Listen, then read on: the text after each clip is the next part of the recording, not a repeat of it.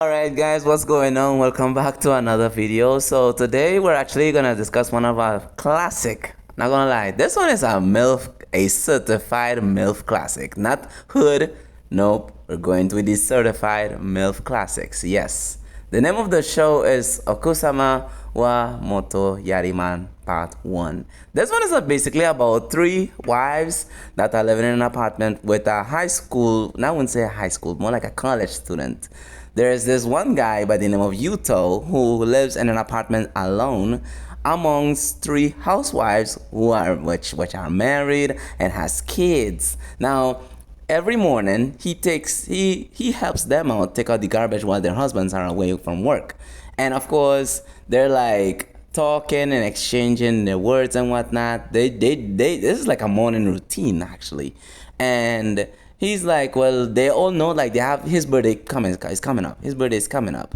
And they would like to surprise him, plan something for him nicely and stuff. So on the next part is that after he takes the garbage out, the three girls decided, and for some strange reason, for somewhat of a strange reason, they're like the grown-ass version of the Powerpuff Girls, if it makes sense, because we have like, okay, the redhead one, which is Megumi. We have Anna, which is the one with the bob cut. Well, not really a bob cut, but you know, the mom cut. And then we have Anna. Sorry, not Anna. Mako. Mako is the like Bubbles, and Buttercup is like Anna, and Blossom is Megumi. If it makes sense, you know, maybe I'm just making a little bit too much sense of this, but I digressed.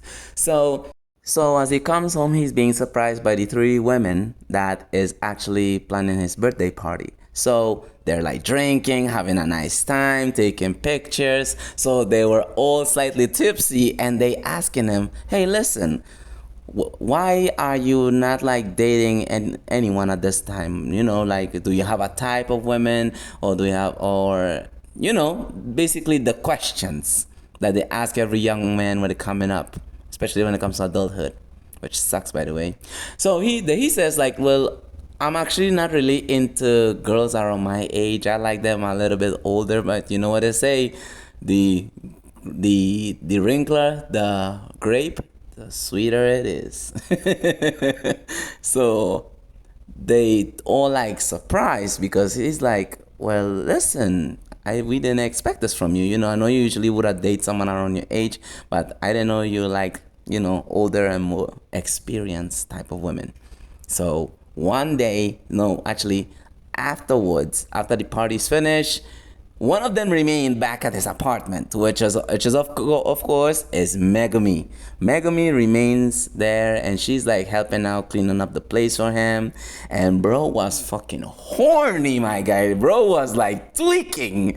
Bro was like, I can't take this shit. I gotta lose my V card tonight. And she helps him out, literally and figuratively, if it makes sense. And yeah, so that is pretty much not really the end of the context. There is more to this. So the next day, as he wakes up, he's drinking a nice cup of coffee. Megumi approaches him, and as he actually gets invited over by the three other women, by the other two, which is Anna and Mako. Now, this is the funniest part for me. This is one of the funniest parts for me.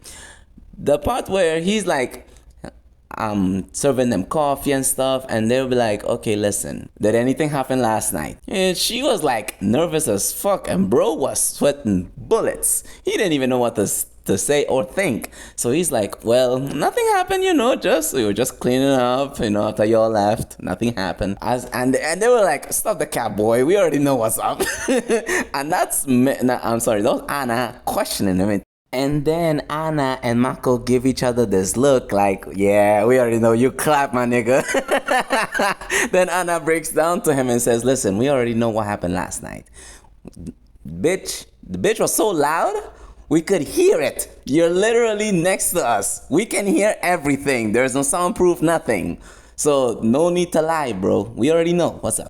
And broski was sweating more bullets than a minigun on a rapid fire without recoil. And then broski was basically like, well, yeah, got me, you know? And of course, that we reached to the second one, of course, which is Anna herself.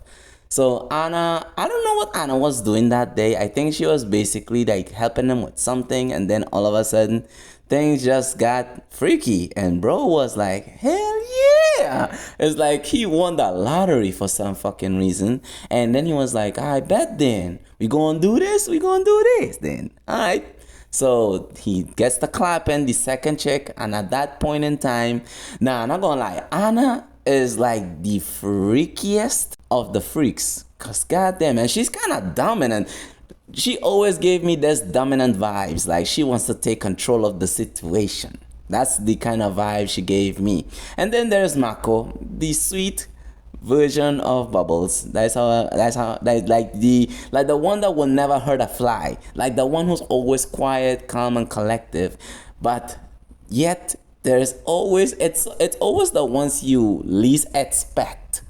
Mako is a closeted pervert, a certified pervert. I'm talking about Master Roshi level type of pervs. And she's overly submissive for some reason, which is, I don't mind. I honestly don't mind a woman who's submissive in the bedroom. In my personal experience, I've had that before. But I digress. So afterwards, she comes over, Mako comes over, she helps them clean up the place because, he's always helping them out and always like helps with the kids and stuff. So they had to pay him back somehow. So they used their bodies in a way to pay him back, which he agreed to actually. And at the ending of the first episode, this is where it was extremely funny and interesting, right? So they had their old school uniforms and they wore it.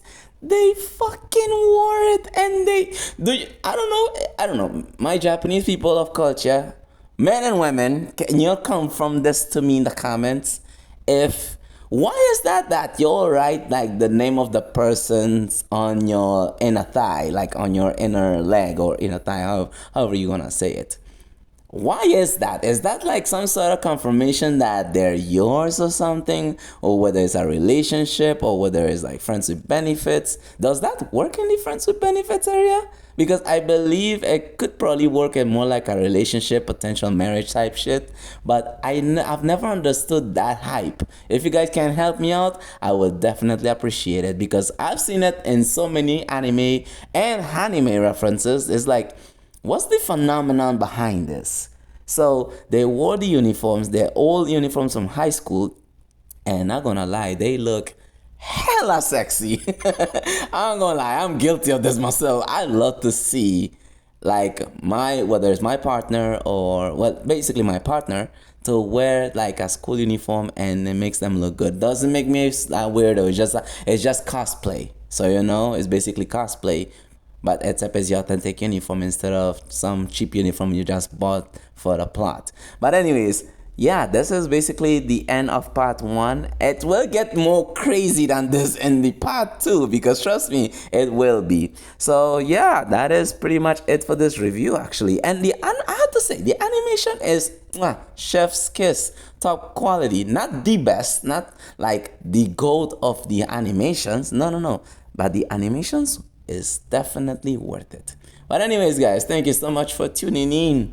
Make sure to like and subscribe. I'm sorry I have not posted in a while. I just recently sprained my ankle and trust me, it hurts like a bitch. And especially the first day when I injured myself. This was during my training session. So yeah, sorry I haven't posted in a while. But anyways guys, thank you so much, and I will be posting part 2 either sometime today or tomorrow. So yeah, look out for part 2, and until then, peace out.